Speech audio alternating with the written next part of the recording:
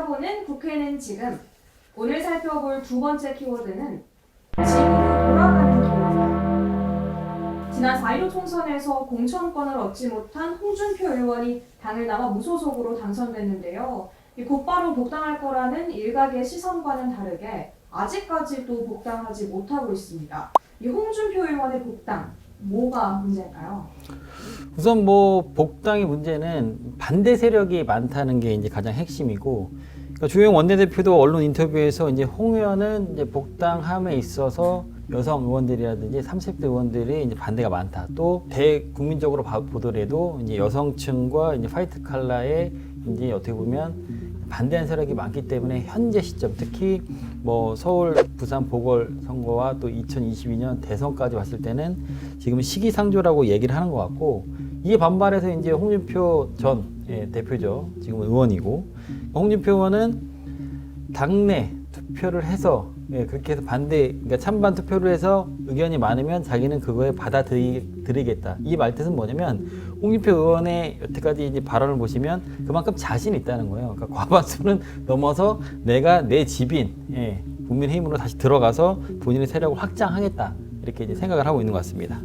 이게 사실 당내 투표를 하게 되면 문제가 뭐냐면 당원들의 과반수가 홍준표 의원을 지지한다는 말이 되거든요. 그러면 그렇게 오게 되면 당내 헤게모니를 한 번에 장악을 하게 돼요. 그럼 이제 기존의 원내대표나 대표들의 입지가 많이 흔들릴 수 있고, 국민의힘이 지금까지 설정한 방향 자체가 바뀔 수 있기 때문에 현재로서는 일단은 복당은 힘들다.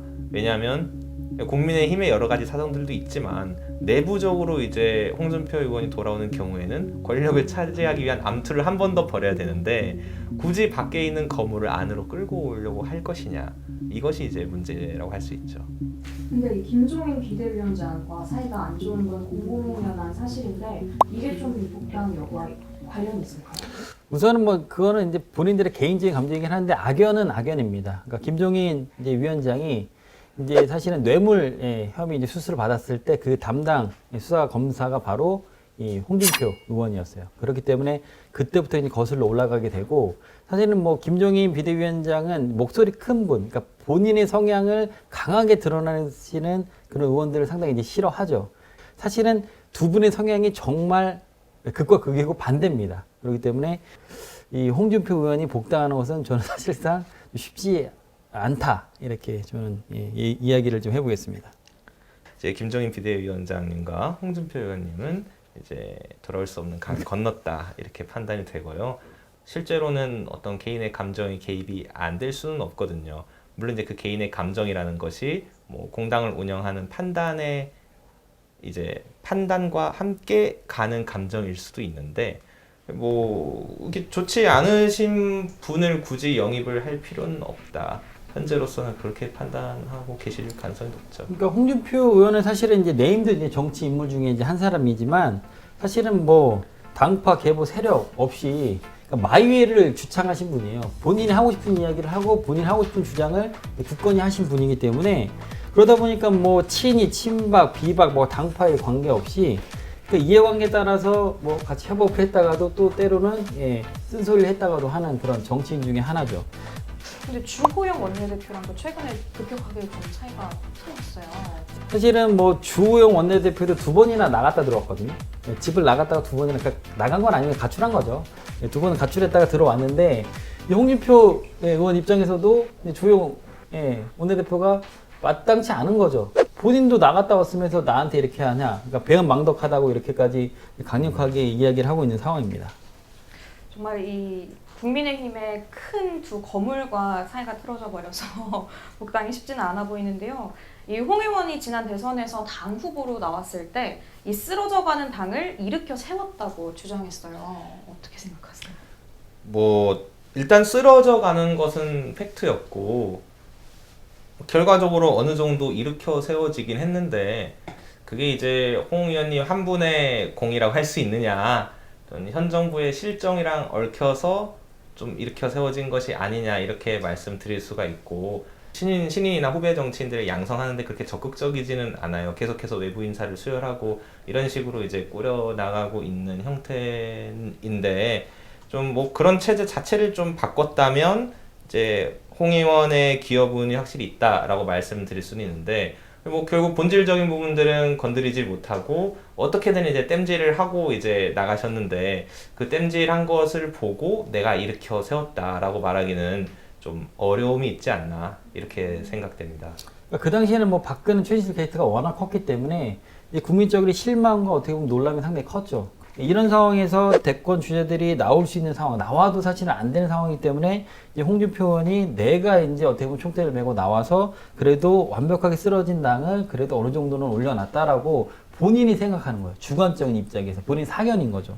하지만 이제 홍준표 의원을 뒤에서 이제 지지하는 세력들도 있고 또 워낙 네임드 정치인이기 때문에 이제 홍준표 의원이 말 한마디가 확실히 씨가 먹힐 때는 있어요. 하지만 현재 상황, 지금 현재 시국에서 봤을 때는 국민의힘으로서도 이제 보궐선거, 뭐 서울, 부산도 있고 대권까지 봤을 때는 아까 우리 변호사님이 얘기해 준 것처럼 지금 김종인 비대위원장이 와서 뭐 전 정부, 뭐 이명박 정부라든지 지금 박근혜 정부 때 지금 사과까지 해야 된다는, 대국민 사과까지 해야 된다는 과정에서 또 홍준표 의원은 또 반대라고 있는 입장이잖아요. 이런 상황에서 좀 쉽지는 않은 상황이고 본인이 뭐 국민의힘을 다시 이제 올려놨다고는 합니다만 어느 정도는 저도 인정을 합니다. 당 내에 이제 강경파가 있고 온건파가 있지 않습니까? 당 자체로만 보면 강경파가 목소리가 조금 더 커요. 그렇지만 결국 국민들의 지지를 받기 위해서는 온건파의 주장으로 가야 좀 더 폭넓은 지지를 받을 수가 있거든요. 강경파 쪽에서는 이제 홍 의원의 복귀를 내심 바라고 계신 분들이 있을 수도 있는데 이제 전체적인 국민들의 생각을 보면 아직 조금 아니다, 이르다 이렇게 생각을 말하고 계시는 것 같습니다. 그럼 또 한 명의 탈당파인 그 친박 윤상현 의원은 어떻게 될까요? 당시에 이제 무소속 출마한 의원들이 이제 4명이 있습니다. 여기 홍준표, 윤상현, 김태호, 권성동 의원이 이렇게 있는데 이제 권성동 의원만 이제 복당을 했고 나머지 이제 김태호, 홍준표, 윤상현 의원은 복당을 하지 못한 상황이에요. 그리고 윤상현 의원은 사실은 이게 친박, 박근혜 이 라인이기 때문에 사실은 지금 국민의힘 입장에서는 받기는 조금 쉽지 않지 않나 이렇게 생각이 되어지고 받았을 경우 도로 이제 친박당에 대한 이미지가 강하기 때문에 국민의 질타를 이제 받기 때문에 좀 이제 시기를 보고 있는 것 같아요. 이제 홍준표 의원도 복당을 하지 못한 상황에서 권성동 의원이 복귀를 했다고 해도 윤상현 의원까지는 이제 보궐선거가 끝나고 나서는 모를까 현재 상황에서는 쉽지 않다 저는 이렇게 판단하겠습니다.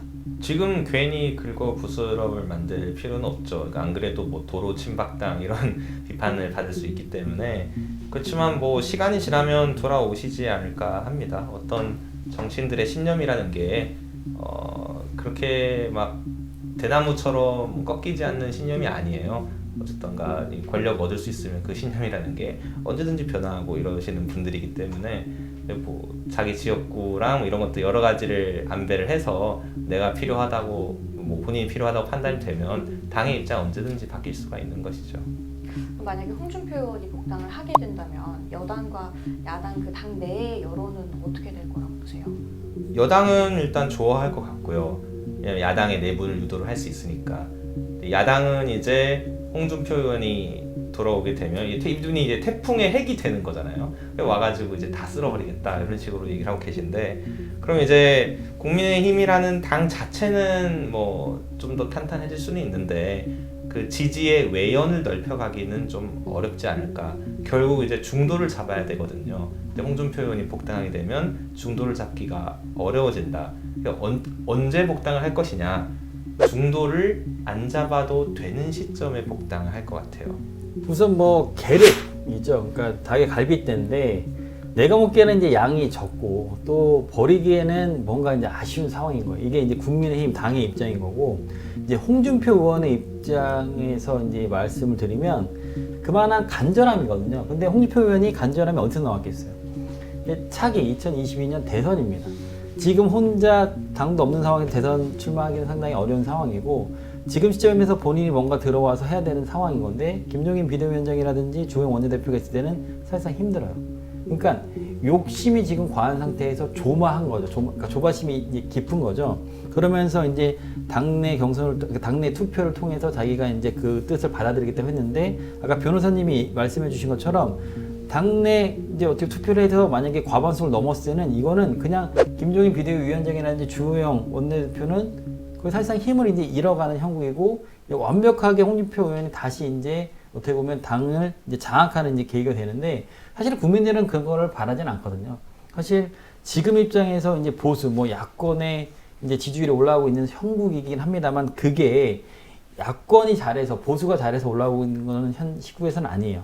그러니까 지금 정부에 대한 아쉬움, 그러니까 여권에 대한 아쉬움이 이게 큰 건데 그 홍준표 대표의 복당은 저는 개인적으로 힘들 것이라 예상이 되고 단 서울 그다음에 부산 보궐 선거에서 두 곳 모두 야권이 국민의힘이 가져갔을 때는 저는 더 힘들다고 보고 만약에 두 곳 다 못 가져갔을 때는 이제는 쓸 수 있는 국민의 카드는 바로 홍준표 의원이 아닐까 저는 이렇게 생각이 되어집니다. 듣고 보니까 또 그럴 수도 있는 것 같아요. 만약에 홍준표 의원이 대선 후보 무소속으로 나온 다음에 한 뭐 3%에서 5% 정도의 지지율을 가져간다고 치면 그때 2022년도 대선이 어느 정도 치열하게 흘러간다면 후보 단일화를 통해서 국민의힘이 수용할 수도 있다.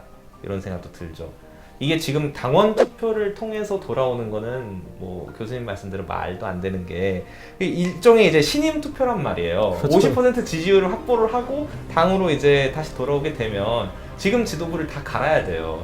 지금 지도부가 홍 의원을 의식을 할 수밖에 없고 왜냐면 당원의 과반이 이분을 지지해줬기 때문에 지금 지도부로서는 이제 복당은 불가능하고 좀 국민의힘의 여러 가지 변화가 있거나 아니 더 길게 보면 뭐 당을 따로 만들던가 뭐 대선에 따로 나오시던가 이렇게 됐을 때 이제 국민의힘이 손을 잡지 않을까 이런 생각이 듭니다. 네, 지난 4일 홍준표 의원은 자신의 페이스북을 통해 히말라야 오지 학생들이 일주일 이상 산 넘고 강 건너 어렵게 학교 가는 길을 다큐멘터리로 본 일이 있다며 내 집으로 돌아가는 길이 이렇게 험난할 줄은 미처 몰랐다고 적었습니다. 그러면서 자신의 복당을 당원 투표로 정하자는 제안까지 했었는데요. 국민의힘 지도부가 어떤 결정을 내릴지 관심이 모여지고 있습니다. 이상 한 주간의 이슈였습니다.